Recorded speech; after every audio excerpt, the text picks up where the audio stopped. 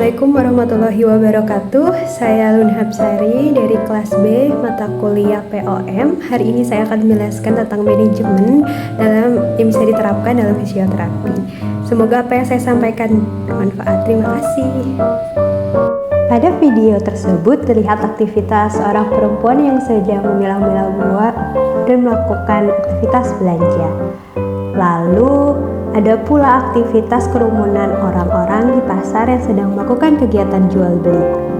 Tahukah kamu bahwa seluruh kegiatan kita ini membutuhkan manajemen perorganisasian agar kehidupan yang kita jalani menjadi lebih teratur?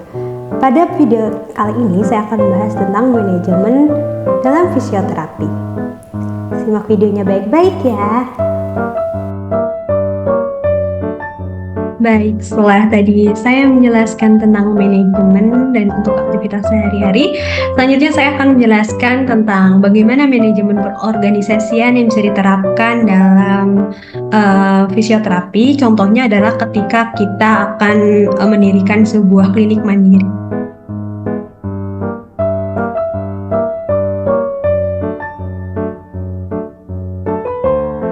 Nah, manajemen dalam fisioterapi. Apa itu manajemen dalam fisioterapi? Jadi, manajemen dalam fisioterapi adalah suatu proses perencanaan, pengorganisasian, pengarahan, dan pengendalian sumber daya untuk mencapai tujuan fisioterapi secara efektif dan efisien. Nah, tujuan fisioterapi itu untuk membantu pasien, untuk mencapai tingkat mobilitas, fungsi, dan kualitas hidup yang optimal. Berikutnya, kita akan membahas apa itu klinik fisioterapi. Nah, klinik fisioterapi itu adalah sebuah klinik mandiri, tempat di mana pasien dapat menerima perawatan fisioterapi secara eksklusif. Kemudian fisioterapi itu bidang kesehatan yang membantu orang untuk meningkatkan mobilitas, fungsi, dan kualitas hidup mereka. Nah, di klinik fisioterapi itu ada yang mandiri, kemudian ada klinik fisioterapi rumah sakit, dan ada pula pusat rehabilitasi.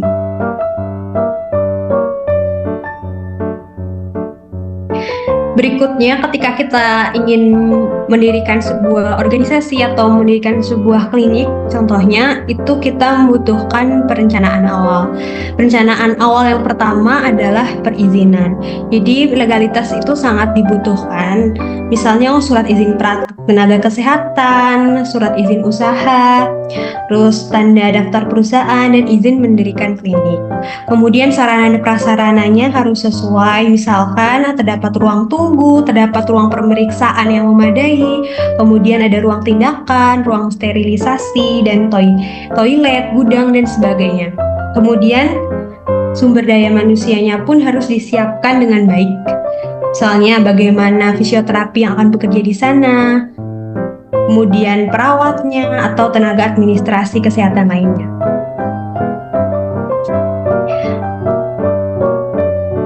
Kemudian yang paling penting adalah pendanaan. Karena apa? Karena pendanaan ini memerlukan modal awal. Kita harus mengetahui terlebih dahulu bagaimana modal awal, rencana keuangannya seperti apa. Karena untuk membuat sebuah klinik dibutuhkan perencanaan pendanaan yang baik dan benar.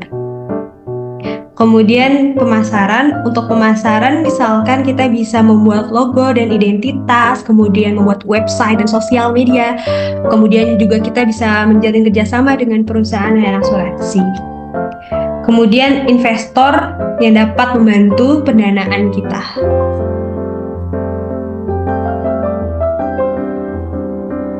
Nah, di sini ada analisis strength, weakness, opportunity, and a threat dalam mendirikan klinik. Yang pertama, kekuatannya itu permintaan tinggi, kemudian potensi keuntungan yang tinggi, kemudian kebebasan dan fleksibilitas. Kemudian weakness-nya ada persaingan, biaya awal yang tinggi, kemudian ada peraturan-peraturan yang kompleks dan kurangnya pengalaman kita. Kemudian ada opportunity atau kesempatan. Yang pertama itu dengan perkembangan teknologi saat ini itu memberikan kesempatan yang luas juga untuk mendirikan sebuah klinik. Kemudian kerjasama dengan pihak lain, kemudian ada pasar online. Kemudian threat atau ancaman adalah tentang keadaan ekonomi yang cenderung kurang stabil mungkin, kemudian persaingan dari klinik lain, dan perubahan peraturan yang diterapkan oleh pemerintah.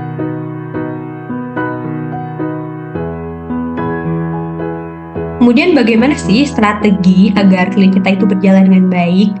Yang pertama kita harus melakukan riset. Jadi melakukan riset ini untuk mengetahui permintaan layanan kesehatan di daerah, seberapa jauh dibutuhkan pelayanan klinik fisioterapi di daerah tertentu misalnya. Jadi kita harus mengidentifikasi target kita, kemudian sudah ada berapa banyak klinik fisioterapi di daerah tersebut. Kemudian perencanaan bisnis, seperti yang sudah saya katakan tadi, perencanaan bisnis itu sangat diperlukan, terutama masalah pendanaan atau biaya modal awal. Kemudian jadi rencana bisnis ini harus menyangkut visi misi, tujuan, strategi pemasaran, proyeksi keuangan. Kemudian ada lokasi. Kita harus memilih lokasi yang tepat, strategis, terutama mudah diakses jalannya. Kemudian memiliki cukup ruang untuk parkir dan ruang tunggu misalkan. Kemudian dalam proses pemasaran, strategi pemasaran kita bisa mengembangkan strategi pemasaran yang aktif dengan misalnya tadi membuat website media sosial yang menarik sehingga yang membaca menjadi tertarik. Kemudian gunakan berbagai saluran pemasaran seperti online dan offline. Bisa juga kita membuat brosur atau katalog dan semacamnya.